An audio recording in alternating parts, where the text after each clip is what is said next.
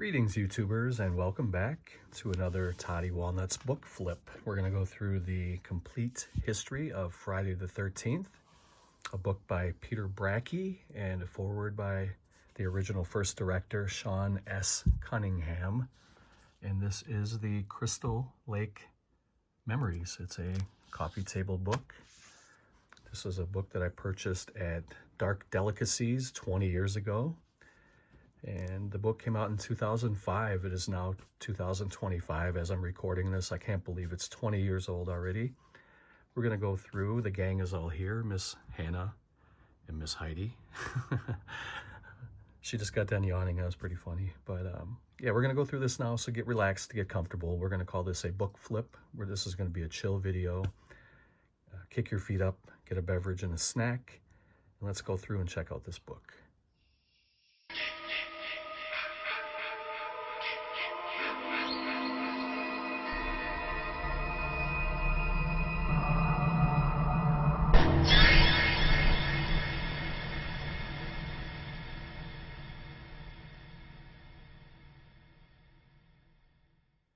Okay, so this thing is pretty big, and it has a nice thick dust jacket on top of it. And I'm just gonna we're gonna go through this. We're not gonna go too fast or too slow. We're just gonna have a natural flow. Just gonna be a chill video. And I mean, this thing is really beautiful. It's a heavy book. They call these coffee table books because people would put them out on their coffee table, and if, you know, company would come over and they can flip through their collectibles or whatever. But at the original release date, it was $39.95. I have a signed copy here that I purchased, like I mentioned, at Dark Delicacies. I don't remember what I paid. It was a little bit more, but not much more. And at the time, you can also buy the book here at crystalllakememories.com. You can see some of the designs for the Jason character. It's over 300 pages, 600 photos, 200 interviews, storyboards, concept art, foreword by Sean S. Cunningham. We'll read that. And I'm looking forward to going through this with you guys. I don't think I've ever done it completely on this channel. I may have, but I don't recall. But let's get into it here. We'll crack it open. We'll take a look. We'll pull the dust jacket back so you can see what the book looks like. Has the kind of a plain Jane Crystal Lake Memories cover. But this dust jacket is really beautiful. I really like it. And on the inside, it's signed by two people. It is signed by Sean S. Cunningham, who was the director for part 1. And it was signed by Peter M. Bracke, who is, not only was he the author of this book, but he's one of the probably leading authorities, I would say, on Friday the 13th history. I mean, this guy is pretty amazing. Not only did he write the book, but he's also a frequent collaborator on the special features on many of the Friday the 13th movies, where he's giving interviews or commentary, and he's just a all-around guru when it comes to the Friday the 13th franchise. So it was nice to have both of these gentlemen sign the book. You can see Jason. I don't want to go too fast.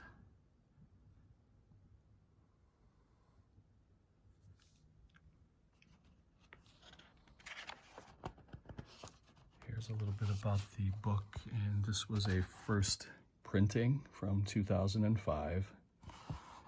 Shows a little bit about the movies that are included in the book.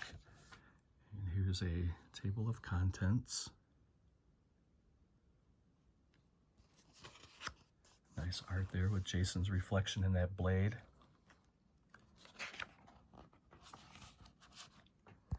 Here's the foreword by Sean S. Cunningham. It's a little bit longer than I remembered it, so I'm not going to read that all, but it's very nice to have a lot of these people come back after all these years and talk about the franchise. He was pretty much the one that kicked it off. He was the first director.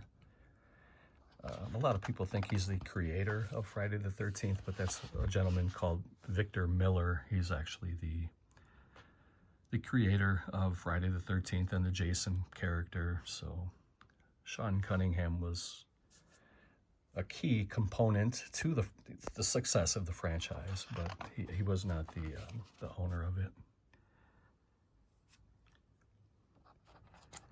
I'd love to have another one, another movie made. I'd love to have Sean S. Cunningham be part of it. There's a lot of things I would love to have. I would love to have Savini back. I mean, I have a lot of ideas. They could really make something work if they wanted to, you know. So, but here's a very iconic image from the movie. This is that "Welcome to Camp Crystal Lake" sign. And there have been many renditions of this made for collectors to own. I have one myself.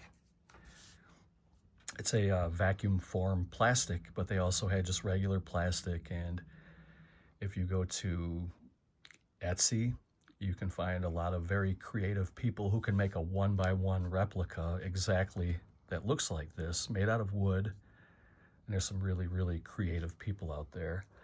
Would love to get one at one time, but it's not really high on my list. And if you get one that's like a 1-to-1 replica, it's going to be a few $100, so plus shipping. And it's big and heavy, but I would still love to have one. And here at the top is Sean Cunningham and Steve Miner. They were kind of a two-headed monster that kind of took this franchise and really developed it into what we know it as today. Here's Frank Mancuso Sr. And here at the bottom is George Mansauer, 1971. They did work together on Wes Craven's The Last House on the Left. Sean S. Cunningham and George Mansauer and Wes Craven all worked together on The Last House on the Left, 1972.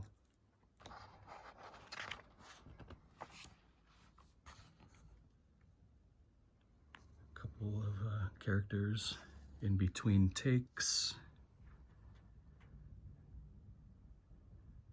Got some vintage kind of advertising for the film. I don't know if that's a poster or a lobby card. I'm not really sure.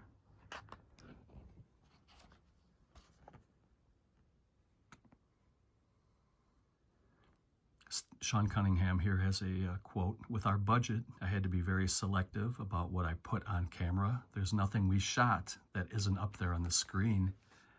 So that's very interesting. They didn't have a lot on the cutting room floor. They pretty much used everything that they recorded.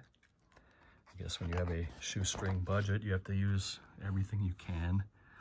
Now here's a very iconic character who wasn't really in the movie very long at all. This was the hitchhiker Annie in the beginning of part 1. She was a real American original. You remember that line.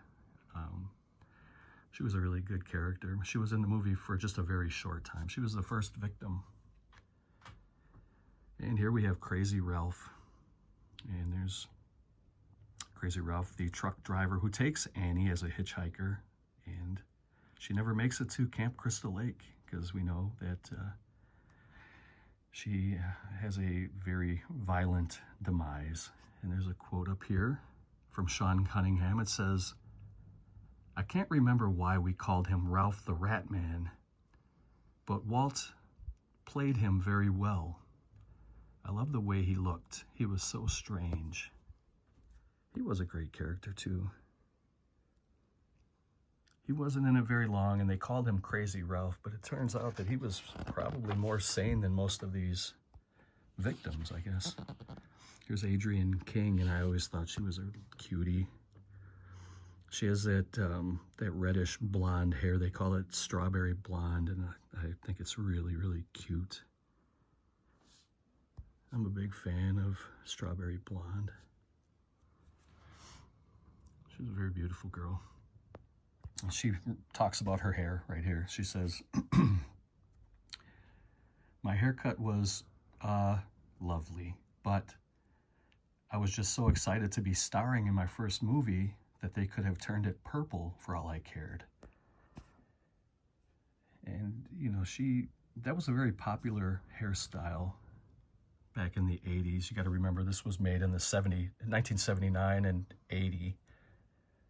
And around this time, this was a pretty popular haircut for some of the girls. And I remember there was an Olympic gold medalist from the U.S. Her name was Dorothy Hamill, I think. And she had a very similar hairstyle, and she kind of popularized that. And I know a lot of young ladies had that style back in 79, 80. Here's another photo that I thought was pretty cool. You can see a bunch of these guys sleeping on the floor, and the quote says, "Often working hours were long. And throughout the night, the crew on Friday the 13th managed to steal cat naps in between setups." And then here is a guy named Barry Abrams. They say that he used to kind of take naps on his feet in between takes. You can see him kind of sleeping and leaning against his equipment there. And then here's the very beautiful Janine Taylor from part 2. And if you look here in the corner, who's that right there? Kevin Bacon, 1979. And it says here about this photo, I'll read it while you guys are looking at that. It says, actors Janine Taylor left and Mark Nelson rehearse a scene as Kevin Bacon, far left, looks on.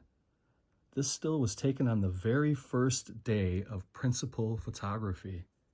So that is a really historic photo. That was taken on the very first day of the filming of Friday the 13th, part 1.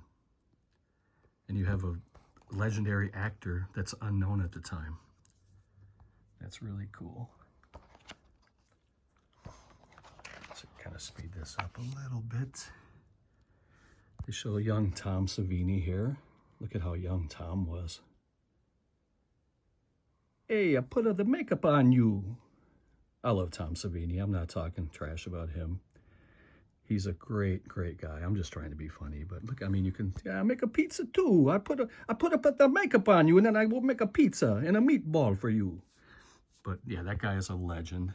I would love to see him come back if they do another part 13. So there's Adrian King, and there's Victor Miller. He's the creator of the franchise. I think it's all up to him, and I'm not sure what's really going on with all this, but there's some of the iconic boat docks, or swimming docks as they call them, canoe docks, whatever you want to prefer to call it, from Camp Crystal Lake.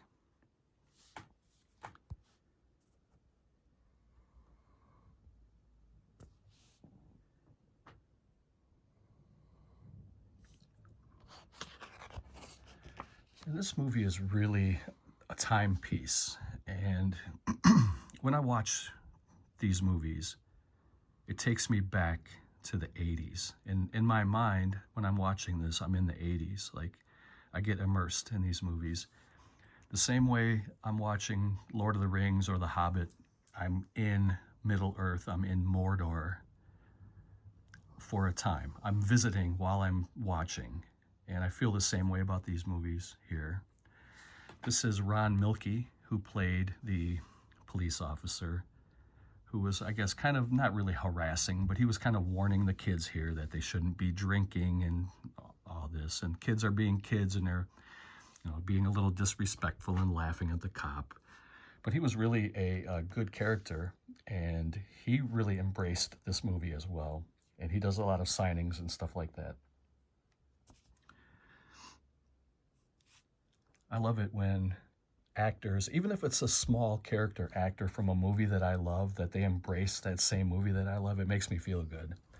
And it kind of breaks my heart if they don't, like Dennis Hopper with TCM2, when he said he didn't like it. It kind of hurt my feelings a little bit, but I get it, but here's another funny quote that I remember reading. That's Janine Taylor. And there's a quote here from Barry Moss. It says, "I went out to the set once to see what was going on, and there's Janine Taylor's head on a stick. I never went back to the set again." I thought that was pretty funny. Here's Kevin Bacon's death. He gets it right through the throat from the bottom of the bed. Here's a quote from Kev. Let's see. It says, "They built a fake neck and chest, and I was crouching under the bed for hours with my head sticking out through a hole. It was absolutely awful. But I did have a classic horror movie death. That's absolutely correct. You can't buy publicity like that. I mean, so he says, but I did have a classic horror movie death, which is you F the girl, you smoke the joint, you're dead. So that was good. That's pretty funny. So he kind of embraces it too. You know, he doesn't trash it. And, you know, by all regards, I guess he became the biggest star out of the entire franchise, I would say. He was an unknown during part one, and he had Footloose. He had some huge hits in the 80s and 90s. And to still kind of, give some good words about the movie, it says a lot about him. But there's more Adrienne King. She's a little cutie, one of my favorite final girls. Some low-budget, gruesome death scenes.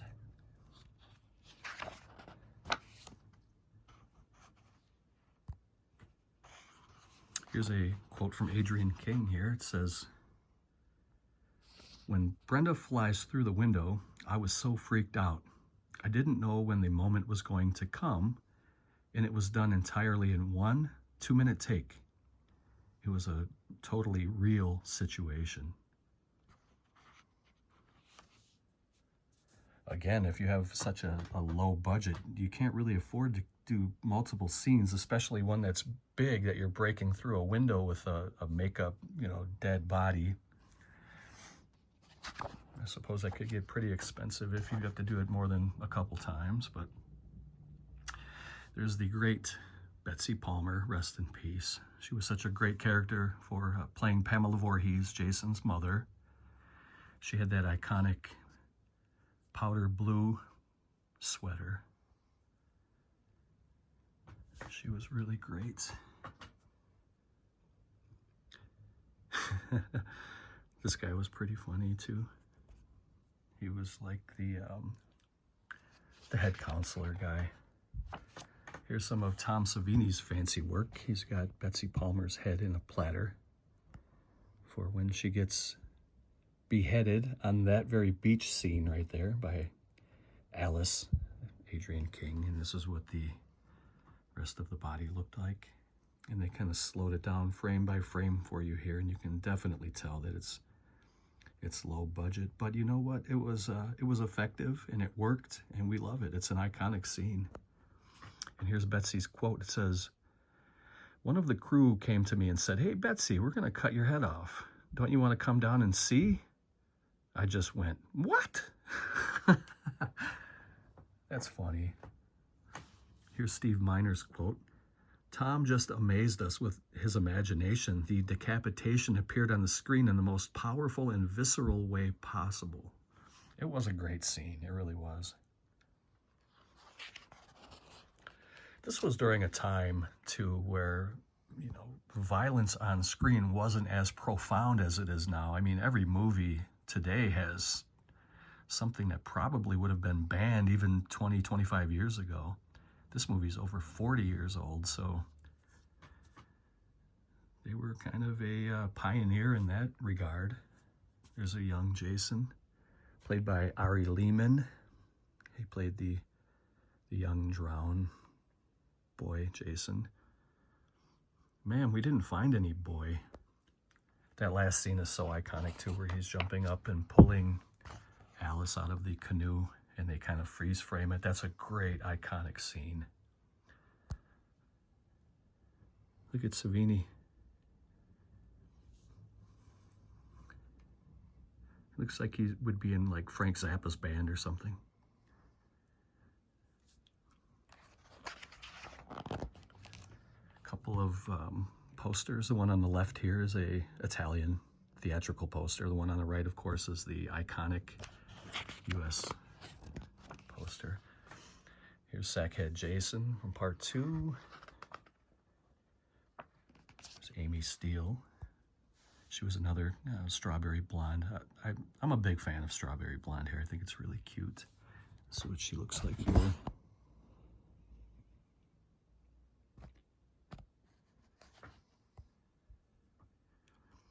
And again, these movies are period pieces. You look at the clothing that these people are wearing, and it's definitely 70s, 80s vibe. But I'm all in, man. I go in these movies, and I'm in the 70s or 80s. I'm gonna pause it here for a moment and get something to drink, and I will be right back. All right. Where were we? Oh yes, the Strawberry Blonde Cuties. Here's Adrienne King again.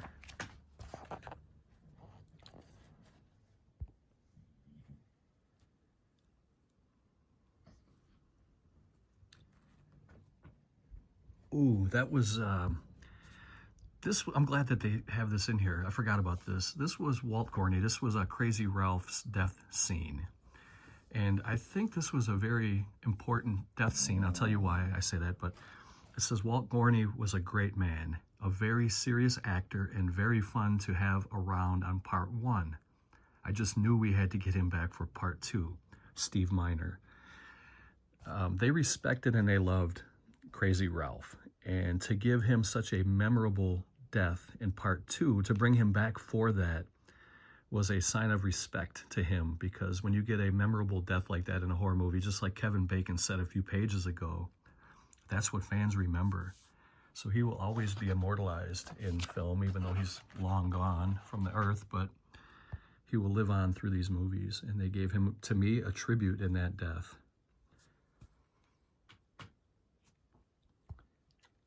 I'm glad that we got to see that. This movie always did have some really good, clever kills, and they don't look like they're very, expensive or hard to make. But Savini was always a masterful special effects artist, and he can take something like this and just make it look painful and real. That is definitely an art. Not just anybody can do that.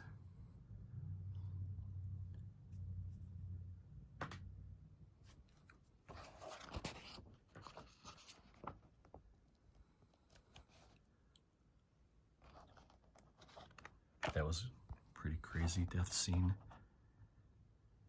You can see some more of the special effects there, practical effects. I much prefer here's another good quote too. This is the character here that she's talking about. She says, people still say to me that because my death is so prolonged and that she sees it coming, it's just incredibly creepy and sad. Look at that sweater. It's amazing. I love these movies. It's just, there's a lot of memories, of my youth watching these movies. That was always a great Jason before he started getting all zombified. He looks like a genuine hillbilly redneck. Carl Fullerton was great. All you had to do was ask him one question, and he would show you his whole collection of fake heads.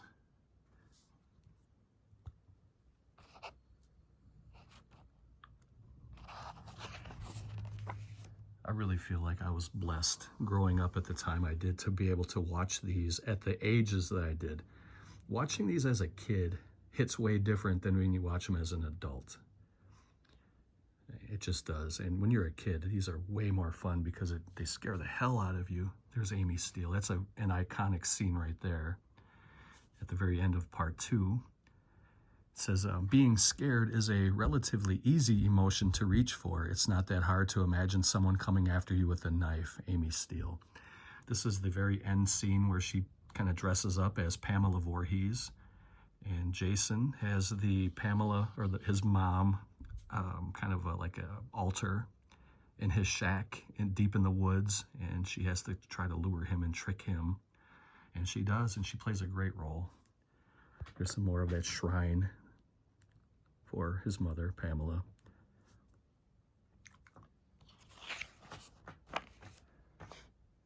I like the way that they have this photo in the background and then they have the article over it. I think that looks really good too.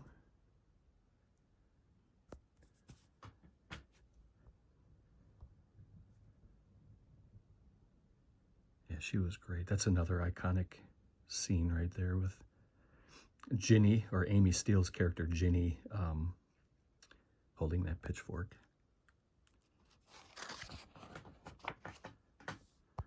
Here's a couple of the opening scenes where they show the logo coming into the foreground and then it explodes.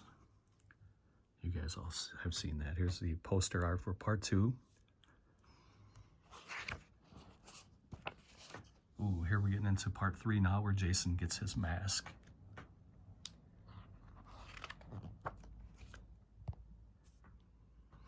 Here's a director, Steve Miner. He says he's taking a break during part 3.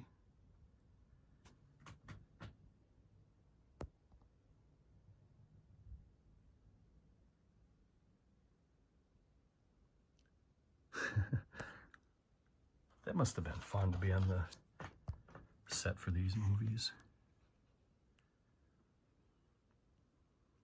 They're calling, this is, okay, hold on, let me give you guys a good panning here because I'm going to explain this scene to you. It says here that Friday the 13th, Part 3's elaborate lodge set was built from the ground up, seen here, both in use and under construction.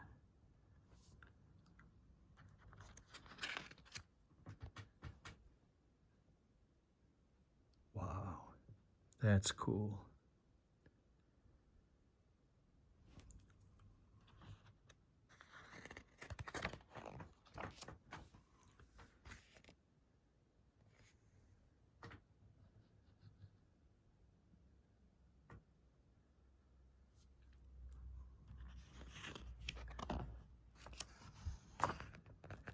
Hey, that looks like Carrie Fisher.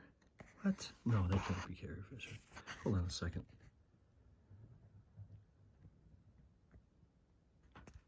No. That does look like Carrie Fisher, though. But it doesn't say. I think it would definitely say if it was her.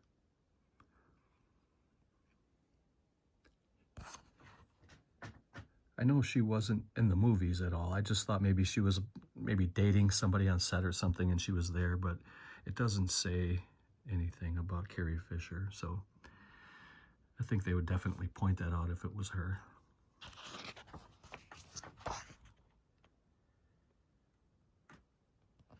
Ooh. Jeez. Ooh, okay, there's no, everything's covered.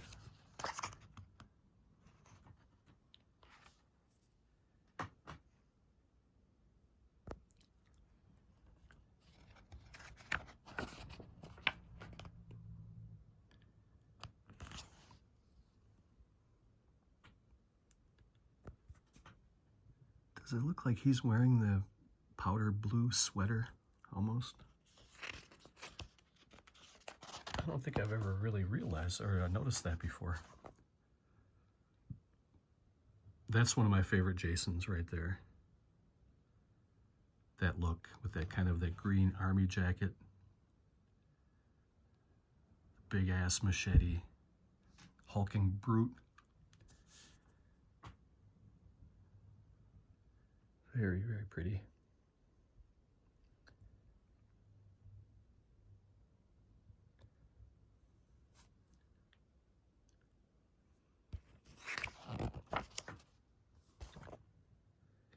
There's the zombified Pamela.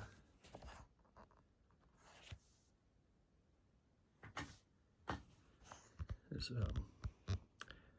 the actress, her name was Dana Kimmel. She was very pretty. It looks like, is she strawberry blonde too, or is that just the lighting? She's more of a brunette, I think. Kind of a light brown.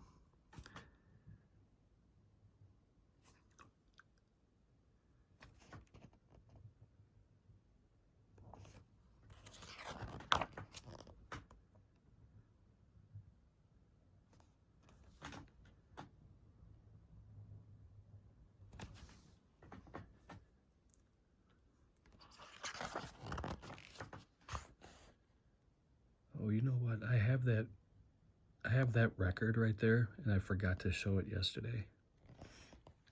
or the other day during my media collection overview. I completely forgot to show that, but I do have it.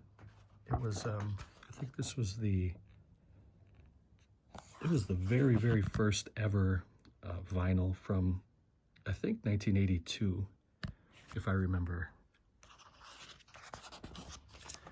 I don't think they ever repressed that, though. They may, who knows.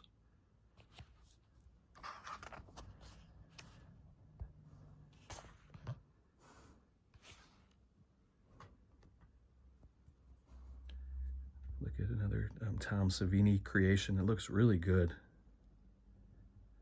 I mean, that guy is just, looks like a warlock. Looks like he would hang out with Anton LaVey.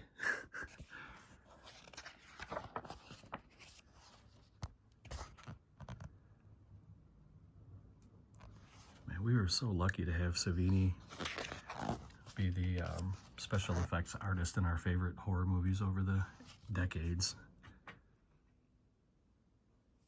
He's a collector too. Not only is he a guru and a genius at everything he does, he's also a huge collector.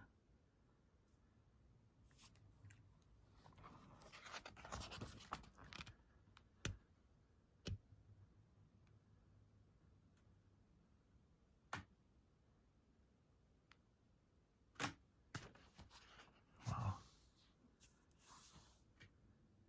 That's that was Ted White. Wow.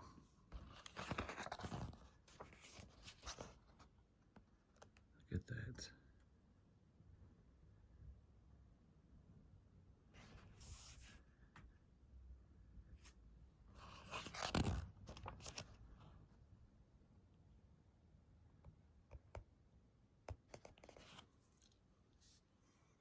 Doesn't he look like he would be a villain in a Flash Gordon movie or in a Frank Zappa video? I love Tom Savini, man. Look at Corey Feldman as Tommy Jarvis. Ooh, jeez. Actress Joan Freeman made her curtain call with the role of Mrs. Jarvis in Part 4, the final chapter. Quote, "I had a wonderful career," says Freeman. Quote, "But as you get older, there are fewer and fewer parts and roles. I had never seen any of the Friday the 13th movies, but being the part with Kimberly and Corey as my children, there was enough to work with, and we all got along really well." End quote.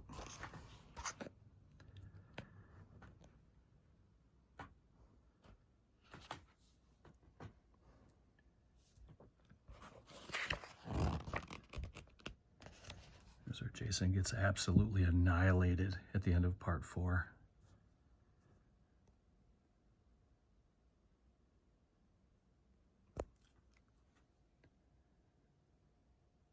What the hell?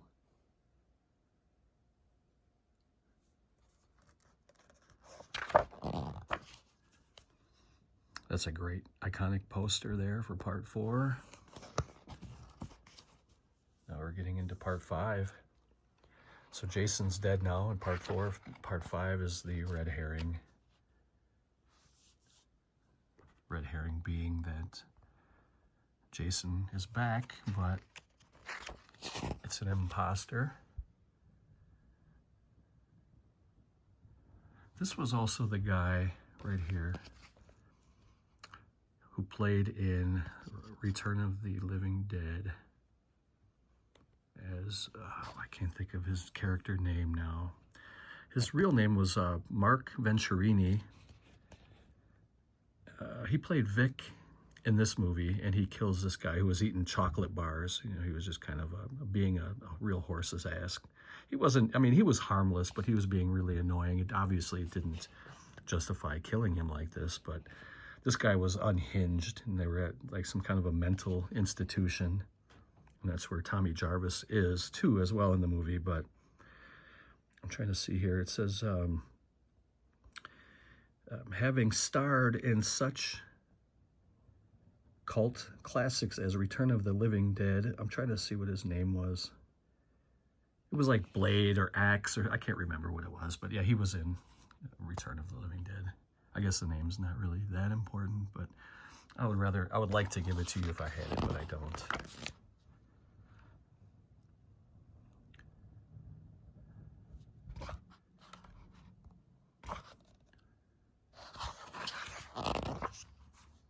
Ooh, that belt that gets tightened across the eye so much of it. Jesus, what a gruesome scene. Can you imagine the pain that would be?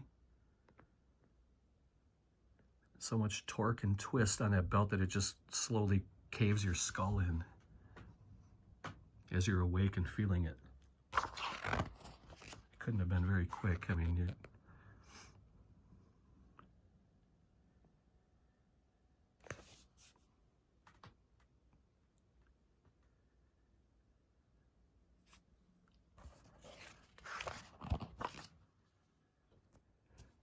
at the end of that last clip, I came across a photo that I couldn't show here on YouTube. So if it looks a little choppy, if I was in the middle of talking and something got, you know, if it abruptly stops, that means I had to delete a clip. So you may see that a couple times. I don't know how much. I don't think there would be that much in this book, but there was one that I couldn't show. But we'll keep moving on here. So still part 5. There's Tommy Jarvis now. And that's Tommy Jarvis then. It's from part 6. That's when he was the child. That's when young Tommy Jarvis goes to the graveyard and he sees a couple of grave robbers trying to dig up Jason's remains, and they do dig him up. And they stick a piece of the iron fence post into Jason's grave, into his body. I think it's his head. And it gets struck by lightning. And it recharges, it re-energizes, and it brings Jason back to life. So now Jason is officially back in part 6. There's no more Roy Burns. And Jason's alive again, and now he's zombified Jason. And I enjoy, there he is right there. This is the decaying zombie, brutal murderer, Jason Voorhees, who gets re-energized. The resurrection.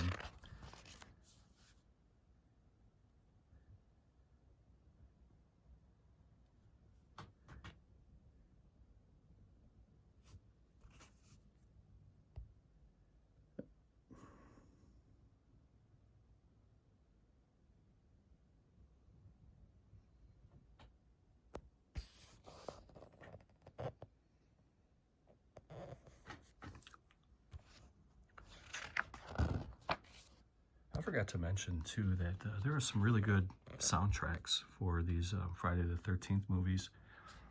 And in particular, my favorite one was part 4. That's when Alice Cooper did some songs on there. It's good stuff. I bought that. I can't remember if I bought the vinyl or the cassette tape right away. I think it was the cassette tape. That same year I bought it. My parents took me out there.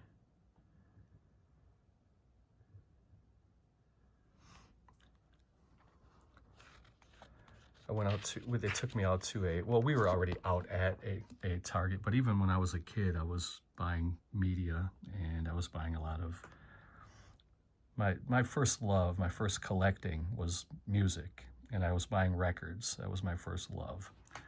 And then I was buying cassette tapes, and when we would go out to stores and when they were doing stuff, I was always working around the house for them, you know, doing chores and stuff, and they were teaching me, you know, responsibilities, and I would get allowances. And when they took me out, sometimes I would be like, hey, can I get Alice Cooper Constrictor? And they were like, yeah, sure, go ahead. And I was like, okay, cool. But I always worked for it, though. I was raking leaves, doing all kinds of stuff, picking up dog droppings in the yard. We've always been around dogs my whole life. But I was always collecting. Always collecting.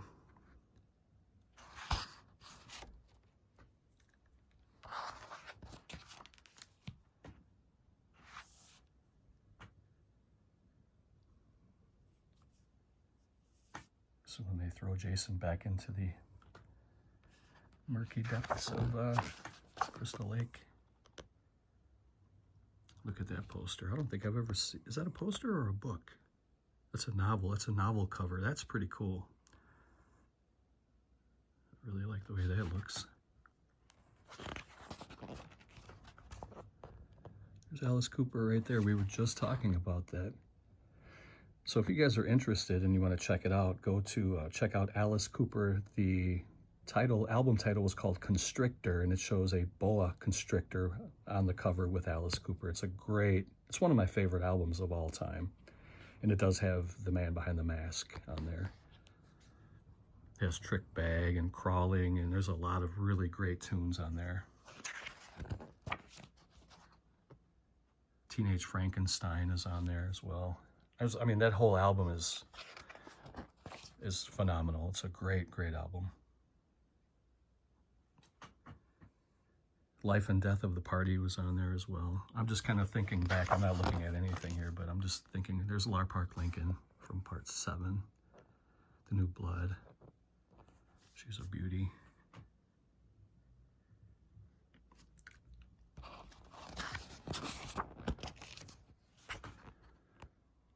It says when you have a whole group of young actors at some remote location, how can you not have fun? I bet you they did have some really good fun out there.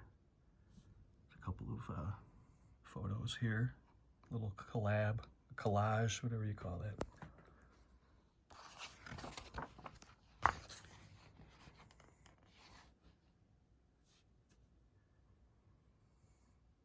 It says, this may be sick and sad thing to say, but Jason is the most comfortable I've ever felt playing a character. I put the mask on and it just felt right. It's a quote from Kane Hodder. What a great quote. He's the best. He is definitely the best Jason. I think most people would say that. I don't know, but for me, it definitely was. We need Kane back, too, for the next part. We need Savini back. We need Steve Miner back. We need Cunningham back. Kane Hodder.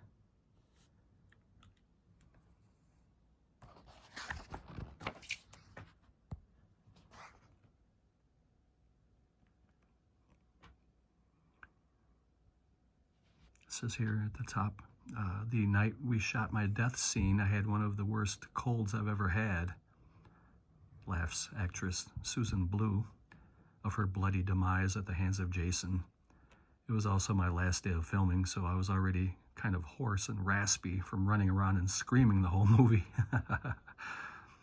But The New Blood was my last hurrah to on-camera acting before I switched over to doing voice work full-time. So what better way to go could you ask for than being killed by Jason? That's a great quote. That's a good way to look at it. I would wear that like a badge. If I ever was a victim in a Friday the 13th movie, I would definitely tell people. Even if I was in the movie for 1 second and I was the first kill, and you know, that would be memorable. That would be an honor for me.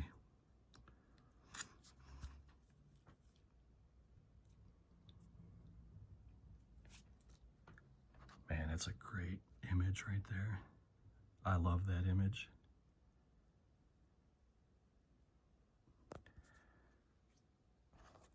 I might make that the thumbnail. Okay, we'll see. I don't know. I'm not sure yet how I'm going to do this, but it may be the thumbnail.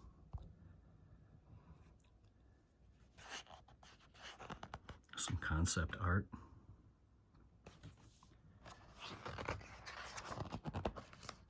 Look at there's zombified Jason. John Carl Buechler. People have said that Jason is a little more than a moron who doesn't realize that he's dead, and maybe that's true. He's so stupid, he doesn't know he can't die. John Carl Buechler. I don't know. I don't know how I feel about that quote. There's a JCB right there. There's the original poster for Part 7, The New Blood. I have that. I have the original poster for that. I'm pretty proud of that. Maybe I'll show a couple of posters at the end of this video. If you want to stick around, I'll just kind of quickly show you some of the framed posters that I have.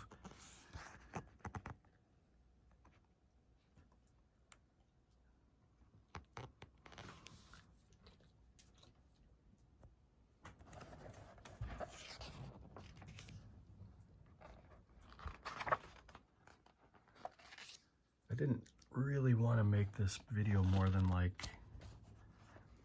45 to an hour. I never know what to expect when I'm recording videos. Like I said, I never have a script. I never really even have an idea of what I'm going to say. I just kind of roll with it. And they always end up going, I'm surprised when I see the length. I'm like, wow, I went that long? What the hell, man? Kane Hodder could not be a nicer guy, so it was a little hard to be afraid of him. There were times when I was begging him not to make me laugh.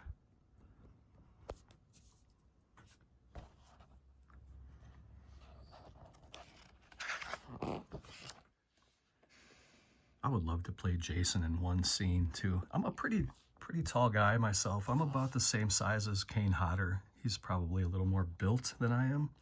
He's probably got a little bit of weight on me. I'm about 6'3" and I'm about 215 right now.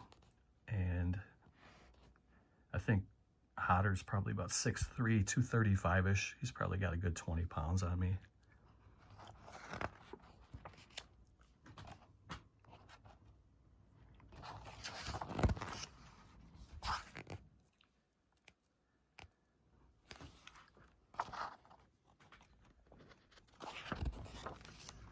At the end of last summer, I got down to about 205 and I was feeling pretty good, but I put a little more back on during the winter.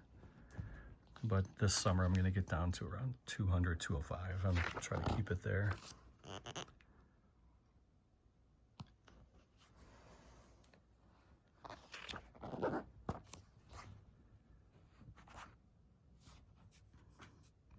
There's that poster for Jason Takes Manhattan. I have that original authentic poster as well. I'll show that at the very end. This is not a flex for me when I'm doing these videos. I'm not bragging about the things I have. These are like video diaries for me. And if people want to watch and enjoy this stuff, please feel free to do so. But I don't want you to ever think that I'm ever bragging about things that I have, because I'm not. I just like to share my passion with people, and this stuff makes me happy. So, and in this very depressing world that we live in, you got to find anything that can make you happy and roll with it. Otherwise, life is miserable and life is short. And I'm not trying to be philosophical there. I'll keep going here. Let's go.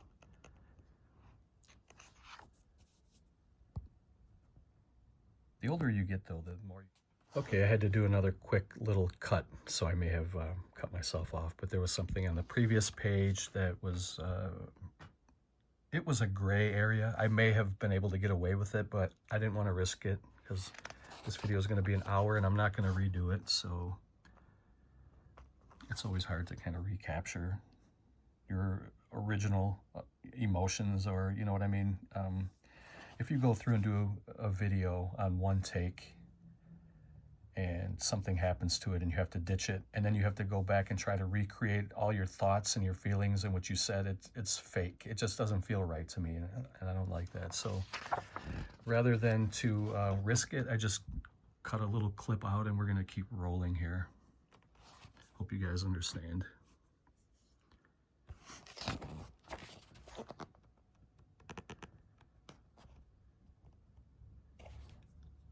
Kind of getting to the end here, so I don't want to rush it. We're getting to some of the more modern ones, I guess, even though these are old too. Jason Goes to Hell, and then Jason X, and then Freddy versus Jason. These were all like within a few years of each other.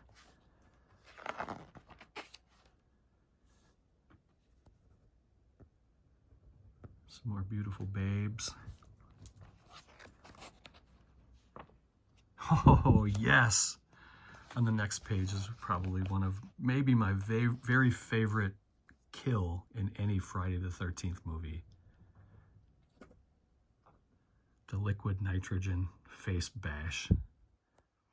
It's hard to come up with original ways to kill people because what hasn't already been done in a Friday the 13th movie? So we wanted to put a little twist in ours to give audiences something they hadn't seen before. Unquote, Todd Farmer. What a great quote. It couldn't be more true, and you delivered, sir. You delivered. That was a great kill. If you haven't seen Jason X, Jason Goes to Space, that's what I call it. That's not what it's called, but that's what I call it. It's just Jason X, and there's a scene where Jason plunges this beautiful young lady, she was a scientist, plunges her head into a, I don't know, like a sink or a bowl full of liquid nitrogen, and there's a camera kind of under the liquid nitrogen, so you can see her face coming in. And as she's screaming, her face is quickly freezing, and she dies in a frozen scream. And he pulls her head back out of the liquid nitrogen and bashes it onto the countertop, and it just turns into like a pink slush. I know it's gross, but what a memorable, great kill. I know it makes me sound like I'm a psychopath, but it was just an entertaining movie, that's all. It's nothing more.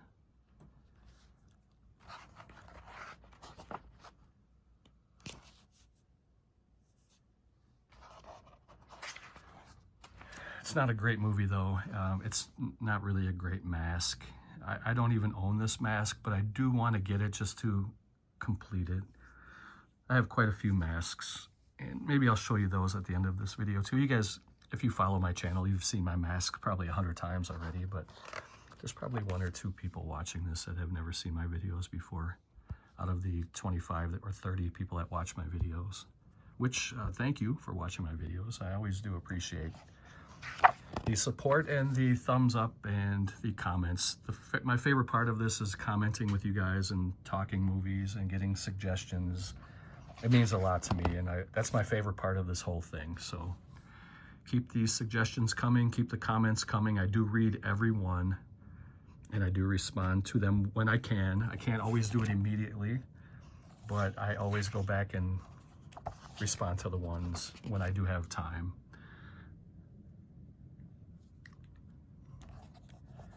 See if I can pull out that vinyl record too that I didn't show the other day, which was actually yesterday, but you guys don't know that. Whoever's watching this 2 years from now, I mean. So there's Freddy vs. Jason. I enjoyed that one a lot. I thought Freddy vs. Jason was better than Jason Goes to Hell and Jason X. We don't all have to like the same movies, and there's nothing wrong with that. If you don't like it, that's completely fine. I'm not trying to tell you to like it. I'm just letting you know what I like. And you guys can always tell me what you like and don't like. And like I said, there's no right or wrong answer. I enjoy hearing from you guys. Look at that.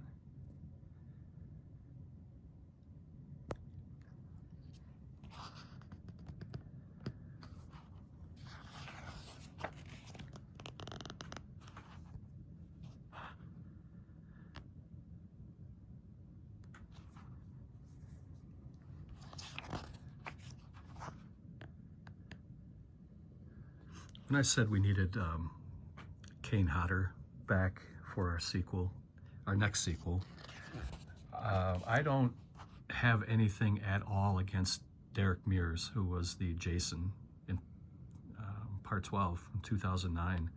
I thought Derek Mears was an excellent Jason. Maybe there's a way we can get both of the guys in the next one.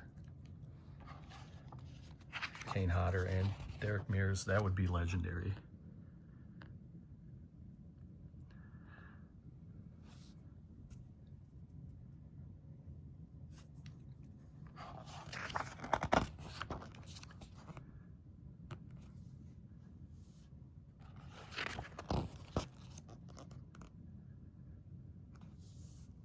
This turned out to be a pretty long video. Here's Ken Kersinger. He was another excellent Jason, another big guy. His quote here says, "It's not that Jason doesn't feel pain, he just has no fear. He's been cut up, blown up, shot, hacked, and slashed, and he still keeps coming back." Hell yeah, great quote. It's true. Jason never dies. If you made it this far into the video, leave a comment, hashtag Jason never dies. Robert Englund. Ken Kersinger is another excellent Jason.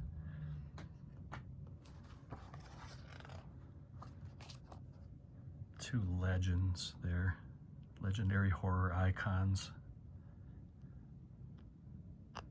Man, Kelly Rowland is in here. She's beautiful.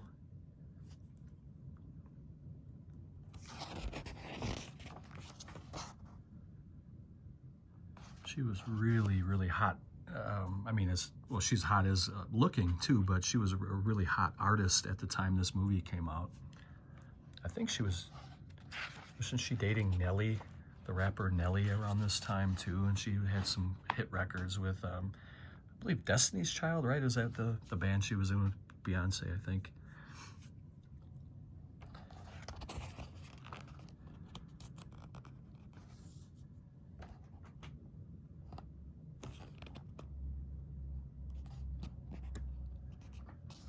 There's a canoe, or not really a canoe, I guess, kind of just a boat on the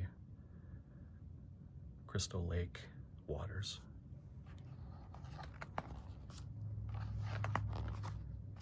So here we have some of our cast and crew years later. There's the child, Jason, Ari Lehman. There's Sean S. Cunningham, Betsy Palmer. Oh man, there's some legends here. Harry Manfredini, Adrian King. There's Betsy Palmer again. That's a beautiful picture from part 1. Lar Park Lincoln, she's still gorgeous. Beautiful woman. Women are beautiful if they let themselves just age naturally. Look at that cast. Ken Kersinger, who played Jason, and of course Robert Englund, who is Freddy. Here's a quote from Robert Englund here. It says, "My fear now is that New Line is going to option Child's Play. It's going to be Freddy versus Chucky, and that little sucker's going to be kicking me in the shins." That's funny. I'm glad he said sucker and kicking me in the shins, because I was thinking he could have said a couple of different words there, but he kept it clean, and I don't know how I feel about that. Here's some comic books. Trading cards. Adrian King. It says here that Adrian King's original contract for Friday the 13th, want to take a guess what she got for making that movie? $785 a week. I don't know how many weeks. That's not bad. That's actually not bad. You're thinking this is 1979. But she definitely deserved more. I mean, she really put Friday the 13th on the map as Alice. And then here's just some kind of, I forgot what they call this, legend or something, when you can go back and kind of see, if you want to find something, just say, you know, where did they talk about Michael Rowe, Jason Kills? You can go to page 210. I think it's called a legend, or index. It's index, I guess. I don't know. I'm not booky. Yeah, here's author's acknowledgments. All in all, an excellent book from Peter Bracke. It's Peter M. Bracke, and I think the M stands for, my God, does that guy know a lot about the F-13 franchise. Thank you, Peter Bracke, for this book. The documentary on disc is excellent as well. Oops, I don't want to crush these pages. This is a beautiful, I've had this for a long time. I think I did show this on the channel once before. Hope you enjoyed this. If you guys have any questions or comments, leave those below. I'm going to pause it here. I'm going to show you guys my masks, and what else did I say I was going to show you? Oh, a record that I forgot to show the other day, so I will be right back. Okay, I'll try to be quick about this, but this was the original soundtrack for the Friday the 13th television show. I don't think I showed this yesterday. I showed the DVD box set, but not the record. I wanted to add this as part of the collection addendum, I guess. And then this one I'm pretty proud of, and I'm surprised I forgot to show it yesterday. This is the original OG first pressing of Friday the 13th. This is part 1, 2, and 3 on vinyl. I don't think this was ever repressed in this format. Well, we have 1, 2, and 3 that have been repressed by Waxwork, but not this particular edition. I thought this came out in 1982. Let me see. Yes, 1982, right there. So that's a really nice record. This one was in really good condition. It's just a regular black, thin vinyl, regular vinyl from the 80s. And then I also wanted to show you a mask that I have with quite a few of the Jasons signed this, but not all. But we'll go through and we'll talk about this. There we have Derek Mears, Jason from 09, that's part 12. Ted White was part 4, the final chapter. Kane Hodder was 7, 8, 9, and 10, and we need him back for 13. Please make that happen. We have Steve Dash. This is the real Jason from part 2. We have Ari Lehman, who was young Jason, the boy Jason, in part 1. And we have CJ Graham from part 6. There's a couple I'm missing. Obviously, Richard Brooker, who I'll never get his on here because he's passed away. I'm missing Kurzinger. I think there's Dick Weand, who was the phony Jason from part 5. He's not on here. So there's at least a couple I'm missing. Maybe I can complete this at some point. But I do also have some signatures of the fellas who had signed these. So there's Derek Mears signing the mask. These are actual photos. There's Kane Hodder.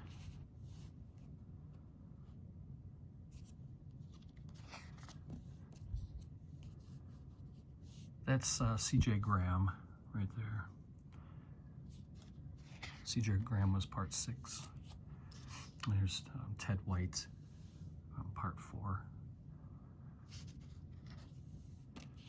There's, that's Steve Dash. I think that's Steve Dash from part 2, which Steve Dash was Sackhead Jason. So even though he didn't wear the mask, I still feel honored to have him sign the mask. And here's Ari Lehman from part 1, who has probably one of the best mustaches in the game.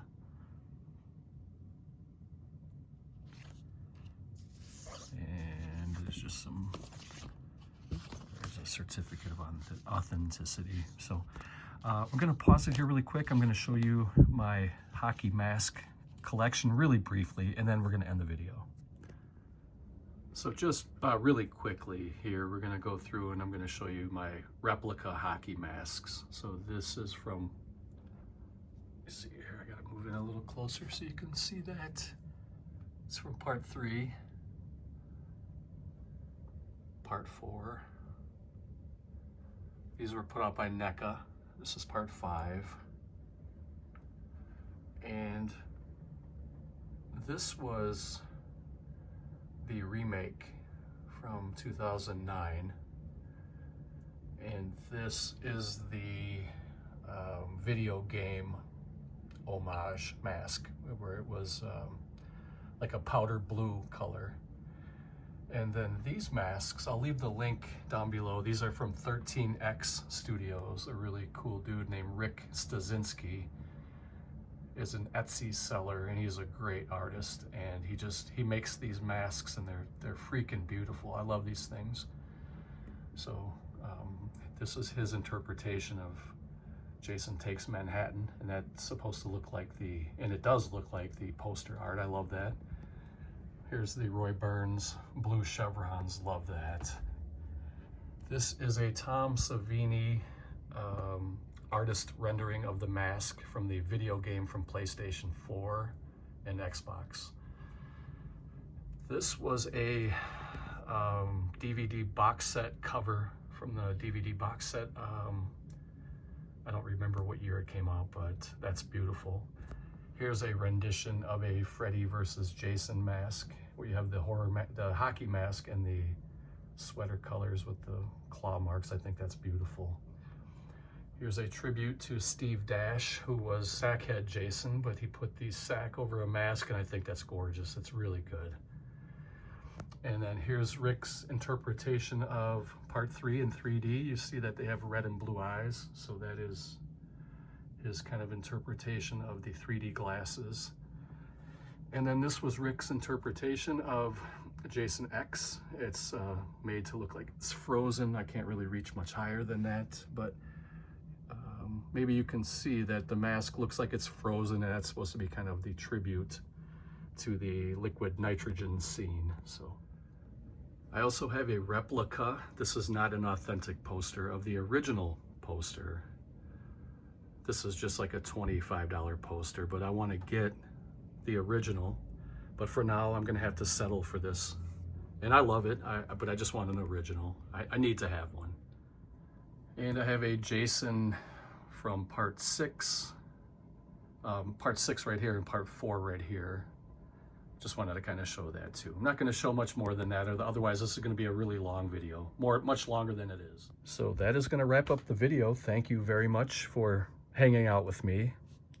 I always do appreciate that. Hope you enjoyed the video. Take care, and I will see you next time.